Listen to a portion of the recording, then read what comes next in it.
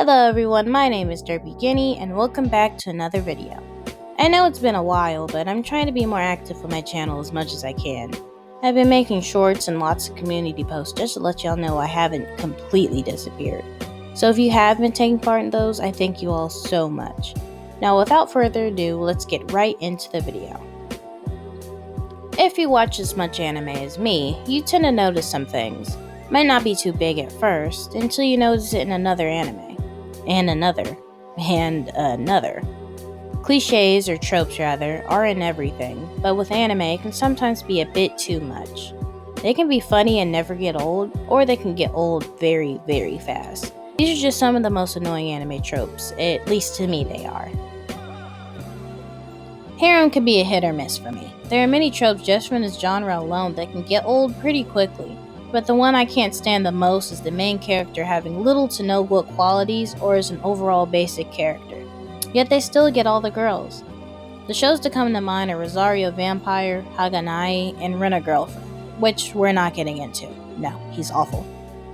The main example I have for this one is one of the most hated animes, rightfully so mind you, School Days.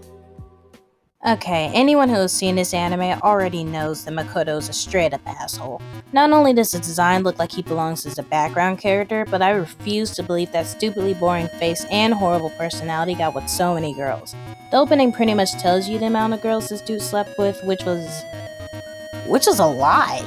He treated Kotonoha like dirt and also screwed her and Saionji over and over again with her friends, if you could even call them that. They were the worst friends imaginable. I would have long-lasting trust issues if they were ever my friends. And don't even get me started on her quote-unquote best friend. Like seriously, I will not get into her. She's a headache in itself and I can make a 3-minute rant just about her. Oh my god, I can't stand her. Aside from the horrible writing and characters, Makoto was not a guy you could root for. You didn't really want him with any girl, and he had no redeeming qualities to even strike interest in anyone. And less word spread out, he has a big dick.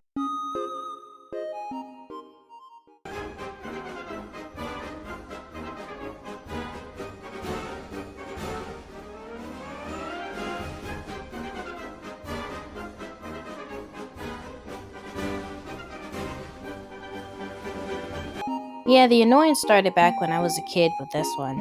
When I had to go to my grandma's and the only kid channel she had was either PBS or 4Kids on the weekends.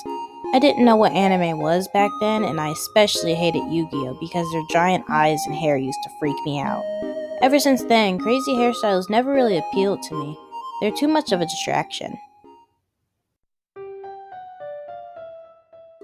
Typical fan service isn't annoying to me. I guess I'm just kinda used to it, and it also depends on what you're getting into. Like if you're watching an ecchi, you know it's gonna be there. If you're watching a harem, 9 times out of 10 it's gonna happen. There are hilarious ones I can get into, however, like High School of the Dead, with crazy unnecessary physics you'll get a good laugh at. Then you have random scenes that didn't even need to be in there, like that infamous scene from Neon Genesis, or Food Wars, which is just the dumbest fan service I ever seen. And then there's Kodomo no Jakin, which takes it to a whole nother level of discomfort I'll only go into briefly. I actually mentioned this in one of my previous videos. If you haven't watched it yet, it'll be on the top right corner. So I watched the anime a while back and read the manga because I heard it would be much worse, and yeah, they weren't lying, it's uncomfortable. Sexualizing young kids is never okay, especially in today's time, and with anime, they can definitely take it way too far.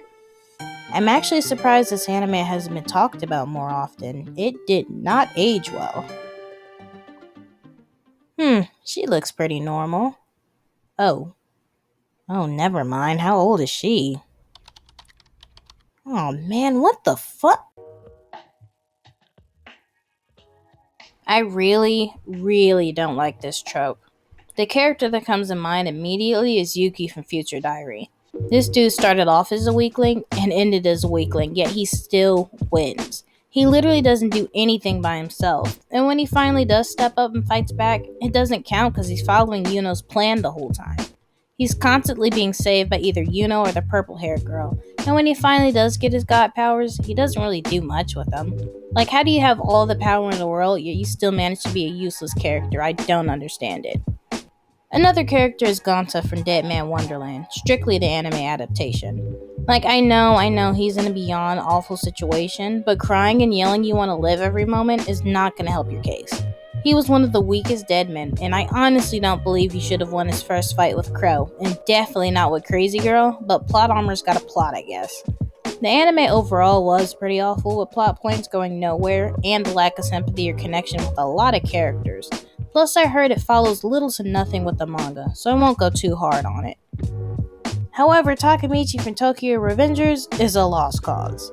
Haven't read the manga, so this is strictly on what I've seen so far from the anime, but I hope he gets better in the future because right now, I don't see any progression here. I see what they're going for.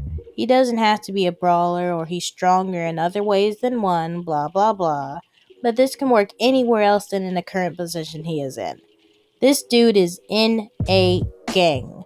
I don't know about Japanese gangs or Yakuzas, but gangs here in the US don't have time for talking things out.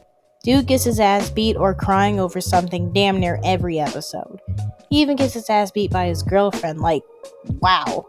You know you're screwing up bad if your nickname has Crybaby in it. He can hold his own when it comes to those beatings, though, and he's very determined to get his future right, I'll give him that.